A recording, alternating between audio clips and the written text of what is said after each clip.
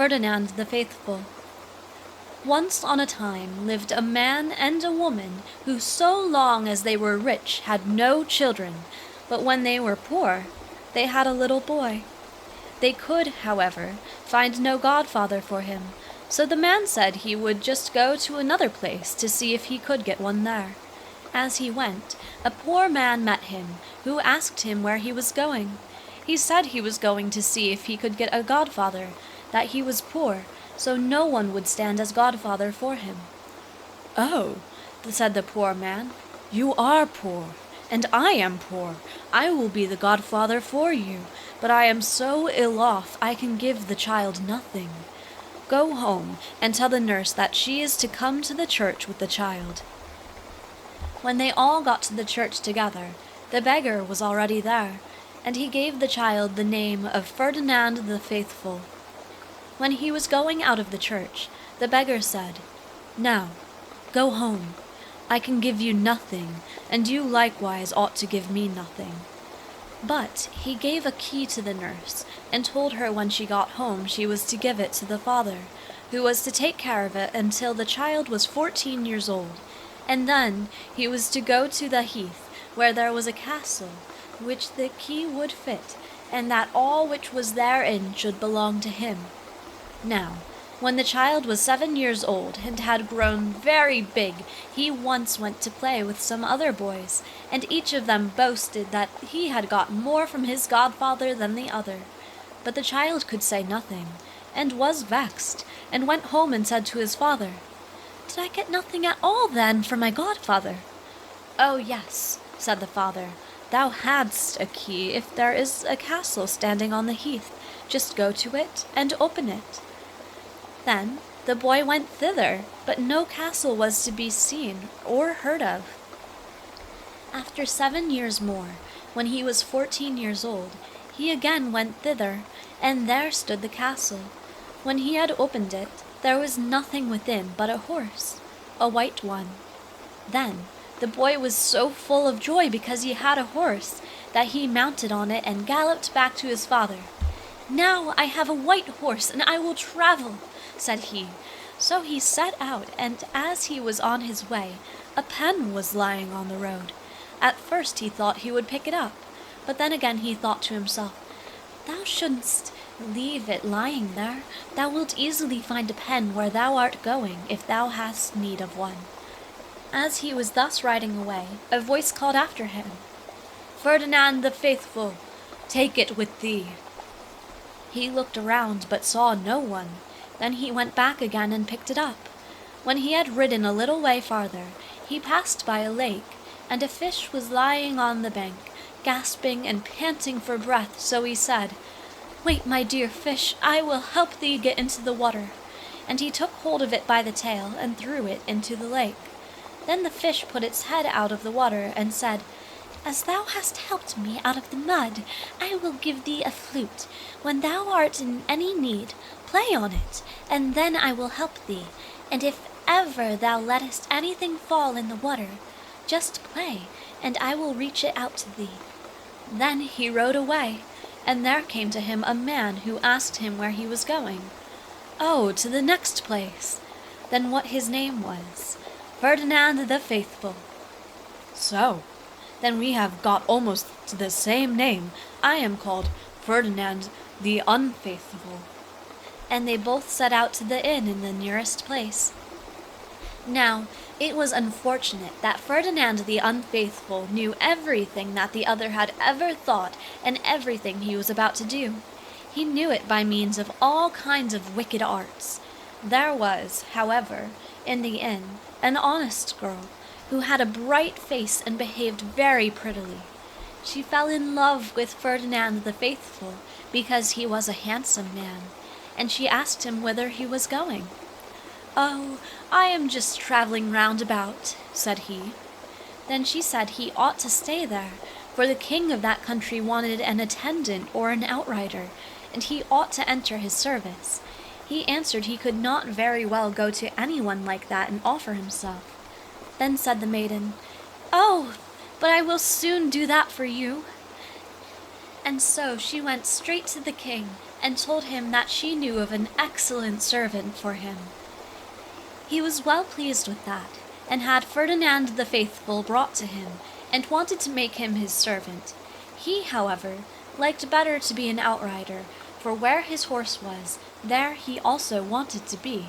So the king made him an outrider. When Ferdinand the Unfaithful learned that, he said to the girl, "What? Dost thou help him and not me?"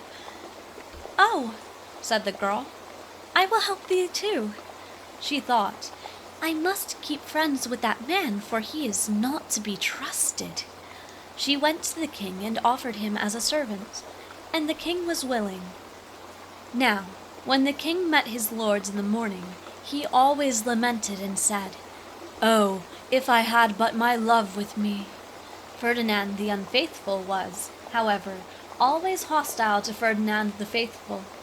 So, once when the king was complaining thus, he said, "You have the outrider. Send him away to get her, and if he does not do it, his head must be struck off." Then the king sent for Ferdinand the Faithful, and told him that there was, in this place or in that place, a girl he loved, and that he was to bring her to him, and if he did not do it, he should die.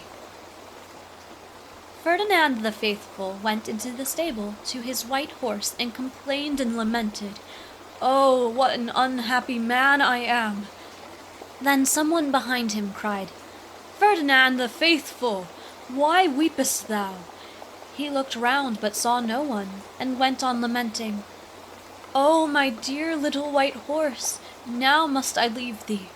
Now must I die." Then someone cried once more, "Ferdinand the Faithful, why weepest thou?" Then, for the first time, he was aware that it was his little white horse who was putting that question. "Dost thou speak, my little white horse? Canst thou do that?" And again he said, "I am to go to this place and to that, and am to bring the bride. Canst thou tell me how I am to set about it?" Then answered the little white horse, "Go thou to the king, and say, if he will give thou what thou must have, thou wilt get her for him. If he will give thee a ship full of meat, and a ship full of bread, it will succeed. Great giants dwell on the lake, and if thou takest no meat with thee for them, they will tear thee to pieces. And there are the large birds which would pick the eyes out of thy head if thou hadst no bread for them." Then the king made all the butchers in the land kill, and all the bakers bake, that the ships might be filled. When they were full, the little white horse said to Ferdinand the Faithful, "Now mount me, and go with me into the ship, and then, when the giants come, say, 'Peace, peace, my dear little giants, I have had thought of ye, something I have brought for ye.' And when the birds come, thou shalt again say, 'Peace, peace, my dear little birds, I have had thought of ye, something I have brought for ye.' Then they will do nothing to thee, and when thou comest to the castle, the giants will help thee. Then go up to the castle, and take a couple of giants with thee. There the princess lies sleeping. Thou must, however, not awaken her, but the giants must lift her up and carry her in her bed to the ship." And now everything took place as the little white horse had said, and Ferdinand the Faithful gave the giants and the birds what he had brought with him for them, and that made the giants willing, and they carried the princess in her bed to the king. And when she came to the king, she said she could not live, she must have her writings, they had been left in her castle.